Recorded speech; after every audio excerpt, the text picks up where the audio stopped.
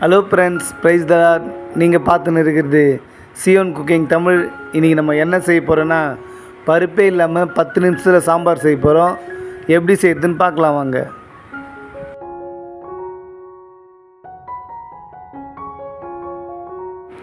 இப்போது சாம்பார் செய்கிறதுக்கு தேவையான பொருட்கள் பார்த்துடலாம். இன்றைக்கி நம்ம பருப்பு இல்லாமல் சாம்பார் செய்கிறது எப்படின்னு சொல்லியிருக்கோம். பருப்புக்கு பதில் நம்ம கொள்ளு வச்சு செய்ய போகிறோம். கொள்ளு உடம்புக்கு ரொம்பவே நல்லது, தேவையில்லாத கொழுப்பை கரைக்கக்கூடியது. அதனால் கொள்ளு சாம்பார் எப்படி செய்யுதுன்னு பார்க்கலாம். ஒரு பெரிய வெங்காயத்தை துண்டு துண்டாக கட் பண்ணி வச்சுருக்கோம். ஒரு பெரிய சைஸ் தக்காளி கட் பண்ணி வச்சுருக்கோம். ஒரு 5 பல் பூண்டு எடுத்து தோலை உரித்து தட்டி வச்சுருக்கோம். ஒரு கொத்து கருவேப்பிலை எடுத்து வச்சுருக்கோம். 3 காஞ்ச மிளகாய் எடுத்து வச்சுருக்கோம். இது கூடவே 2 பச்சை மிளகாய் கீறி வச்சுருக்கோம். இப்போ நம்ம தேவையான பொருட்கள் பார்த்துட்டோம். இப்போ அடுப்பு பற்ற வச்சு ஒரு நான்ஸ்டிக் பேன் வச்சுக்கலாம்.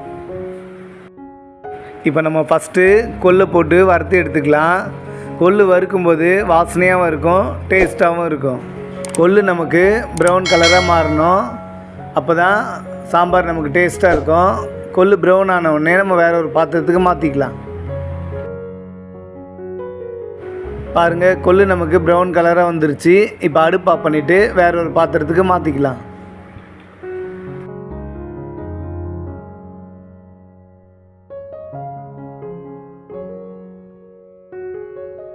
இப்போ வறுத்த அதே பேனில் ஒரு 50 கிராம் எண்ணெய் ஊற்றிக்கலாம்.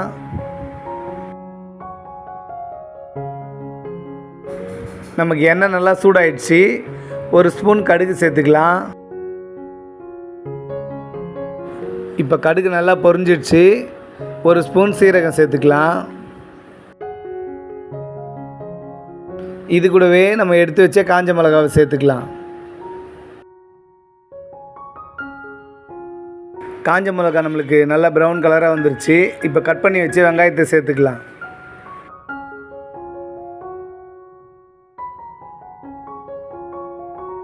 இப்போ வெங்காயம் வதங்கின்னு இருக்கும்போதே நம்ம எடுத்து வச்ச பச்சை மிளகாவும் இடித்து வச்ச பூண்டையும் சேர்த்துக்கலாம்.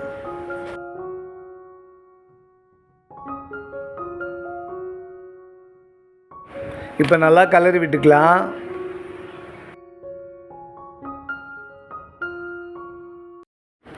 இப்போ வெங்காயம் நமக்கு கண்ணாடி பதத்துக்கு வந்துருச்சு. இப்போ கட் பண்ணி வச்சுருந்த தக்காளி சேர்த்துக்கலாம்.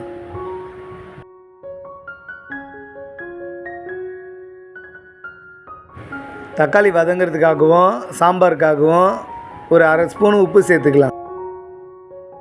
உப்பு சேர்த்து நல்லா கலரி விட்டுக்கலாம்.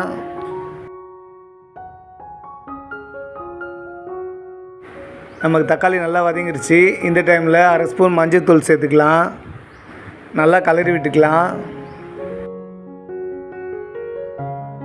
இது கூடவே 2 ஸ்பூன் குழம்பு மிளகாத்தூள் சேர்த்துக்கலாம். இது கூடவே ஒரு 1/2 ஸ்பூன் பெருங்காயத்தூள் சேர்த்துக்கலாம், வாசனைக்காகவும் ஜீரணத்துக்காகவும். நல்லா கலரி விட்டுக்கலாம். இது கூடவே 1/2 ஸ்பூன் தனி மிளகாத்தூள் சேர்த்து நல்லா கலரி விட்டுக்கலாம். இப்போ நம்ம போட்ட மசாலா எல்லாம் பச்சை வாடை போகிறதுக்காக ஒரு 1/2 சொம்பு தண்ணி சேர்த்துக்கலாம்.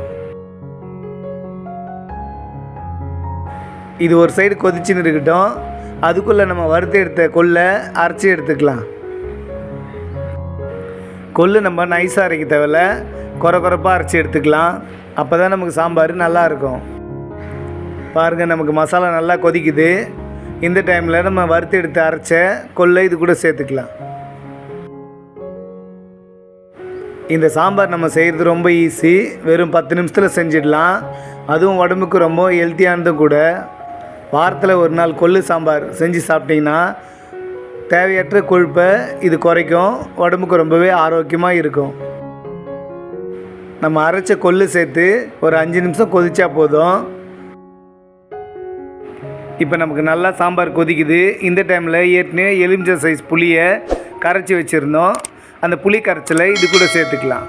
புளி கரைச்சல் சேர்த்து ஒரு 2 நிமிஷம் கொதிச்சா போதும். நம்ம அடுப்பு ஆஃப் பண்ணிவிட்டு இறக்கிடலாம்.